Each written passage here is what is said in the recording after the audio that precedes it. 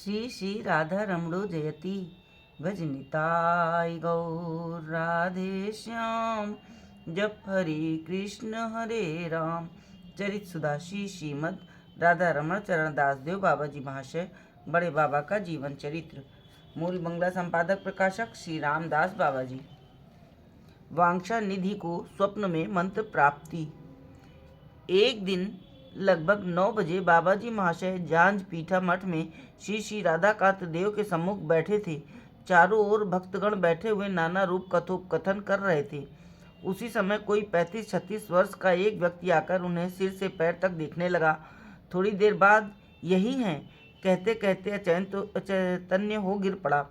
सब घबराकर आगंतुक के उपचार में जुट गए।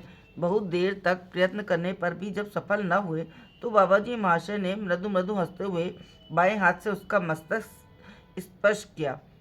उनका स्पर्श पाते ही आगंतुक का शरीर कांपने लगा और दोनों नेत्रों से अविरल जलधारा निकलकर गंड स्थल को भिगोने लगी। पर उसके मुख पर आनंद की झलक थी। श्वेत सिंचित कलेवर पर पुलकावली सुशोभित हो रही थी। उसकी अवस्था देख सभी सोचने लगे कि यह भाग्यवान कोई परमानंदमय वस्तु हृदय में लेकर आनंद सागर में डूब उतरा रहा है।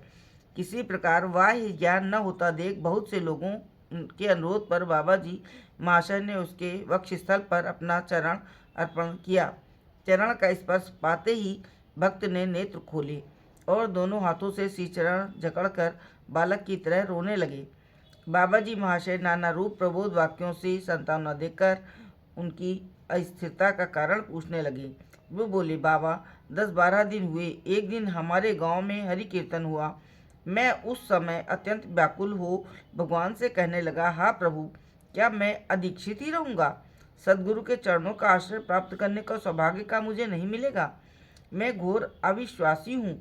मेरे मन के अनुकूल गुरु मिलने में ही तुम ही समर्थ हो, मिलाने में तुम ही समर्थ हो। कीर्तन समाप्त होने पर मैं घर आकर सो गया। रात में स्वप्न में देखा कि एक दीर्घाकार उज्ज्वल श्याम वर्ण व्यक्ति हंसते हंसते मेरे माथे पर हाथ रखकर कह रहे हैं, तुझे भय क्या है रे?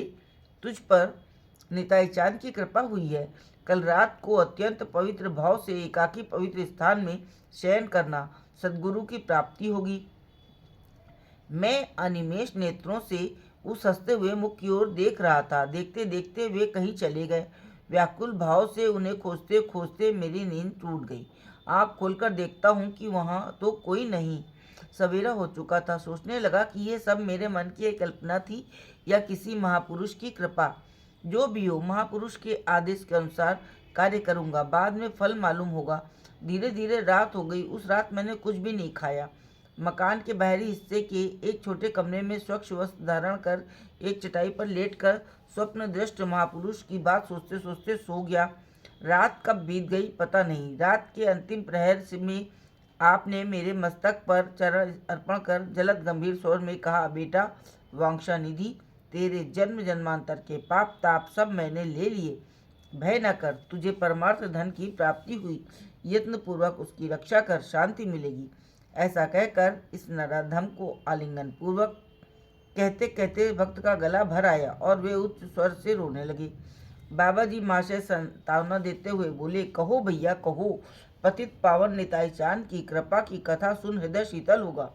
भक्त गदगद कंठ से बोले, वे दाहिने कान में मंत्र प्रदान कर मेरे सम्मुख खड़े हो गए। मैं श्री चरण पकड़कर दंडवत प्रणाम करने लगा। आप हंसते हंसते बोले, प्राप्त वस्तु की यत्न पूर्वक रक्षा करो। मैं पूरी जा रहा हूँ, समय पर मिलन होगा। और अंतर्निहित हो गए। मैं व्याकुल भाव से रोते रोते जग गया। अहद की कृपा का स्मरण कर हृदय फूला नहीं समा रहा था, पर हताश मन से यह सोच सोचकर अधीर भी हो रहा था कि अमूल्य निधि पाकर भी मैं कुछ नहीं कर पाया। हृदय की 2 बात भी खोल कर न कह पाया। उन्होंने कृपा कर जो प्रदान किया वो भी सब याद नहीं रहा। मन में बड़ा क्षोभ हो रहा था। हाँ प्रभु, तुमने अभागे के उद्धार के लिए कृपावश कितना कष्ट उठाया, पर कर्म दोष से मैं कुछ नहीं समझ पा रहा हूँ। तुम पुरी चले गए हो। पुरी में कितने साधु महात्मा रहते हैं। मैं इन पापी नेत्रों से तुम्हें कैसे पहचानूंगा? किंकर तब वे विमूढ़ हो मैं संयमय काटने लगा। प्रायः सदा घर के उस बाहरी कमरे में ही रहता। देखते देखते 3 दिन बीत गए। रात को जो महापुरुष पहले दिखाई दिए थे वे ही आकर कहने लगे, क्यों रे, तुझे अभीष्ट वस्तु प्राप्त हुई है, फिर इतना व्याकुल क्यों है? मैं कातर भाव से बोला, प्रभु आपकी दया से ही मैंने पाया था, किंतु उन्होंने जो कुछ दिया वो कुछ भी मेरे मस्तिष्क में नहीं है और श्री गुरुदेव का परिचय भी मुझे प्राप्त नहीं हो सका है। आपको मेरे लिए इसका कुछ उपाय करना ही होगा। इतना कह मैं रो पड़ा। वे कृपा पूर्वक मुझे एक कागज देते हुए बोले, देख, इस कागज पर तेरे गुरुदेव के हाथ का लिखा मंत्र है, अभ्यास पूर्वक इसका जप कर। तेरे गुरुदेव का नाम धाम मैं कुछ नहीं बताऊंगा। पुरी को के झांझ पीठा मठ में जाकर अपने अभिष्ट देव को खोज लेना। इतना कह वे अंतर्ध्यान हो गए। मैंने खोजते खोजते 2 दिन बाद आपको पाया है। आप ही ने मेरे ऊपर कृपा की थी।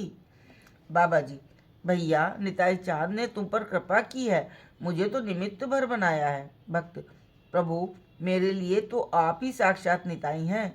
यदि ऐसा न होता तो मुझ जैसे पतित जीवों का उद्धार कैसे होता? बाबा जी, छी, ऐसा नहीं कहते। मैं तो निताई चांद का दासानुदास होने योग्य नहीं हूँ, फिर भी वे कृपा करते हैं तो काठ की पुतली को भी निमित्त बना लेते हैं। तुम्हारा वो लिखा हुआ कागज कहाँ है? भक्त, ये है प्रभु, मैं साथ लाया हूँ। इतना कह उन्होंने अपने दुपट्टे में से एक कागज खोलकर बाबा जी महाशय के हाथ में दे दिया।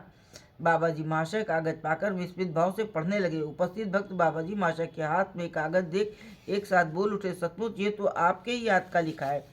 धन्य भागवान भक्त, तुमने अपने अनेक जन्मों के सुकर्मों का फल इस अभूतपूर्व कृपा के रूप में प्राप्त किया है। ओहो करुणामय, तुम जिस पर कृपा करने की इच्छा करते हो उसे कोई अभाव नहीं रहता।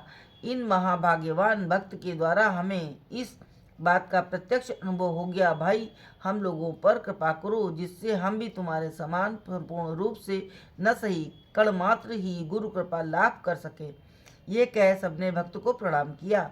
तभी नवदीप दादा हंसते हंसते आ उपस्थित हुए। उन्हें देखते ही आगंतुक भक्त उच्च स्वर से बोल उठे, यही तो मेरे उद्धारकर्ता परम दयालु महापुरुष हैं। इन्होंने तो मुझे ये कागज दिया था। इन्होंने तो पहले दिन मुझे दर्शन देकर अभयवाणी द्वारा सांत्वना दी थी। मुझ जैसे पतित जीवों के लिए इन्हीं के तो प्राण रोते हैं। आहा, इतनी दया क्या मनुष्य में संभव है?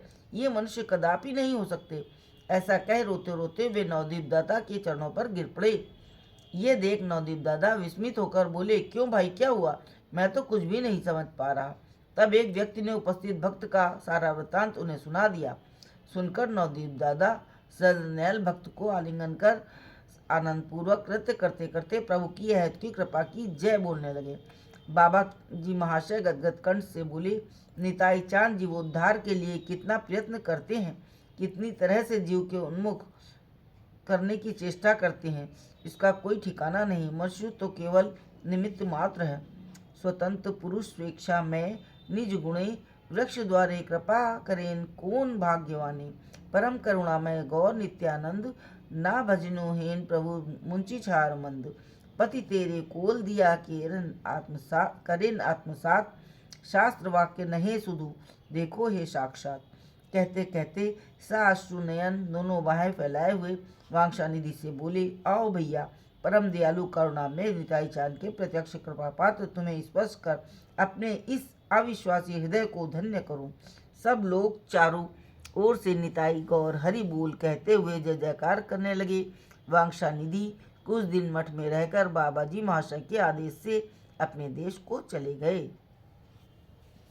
जय हो बड़े बाबा की।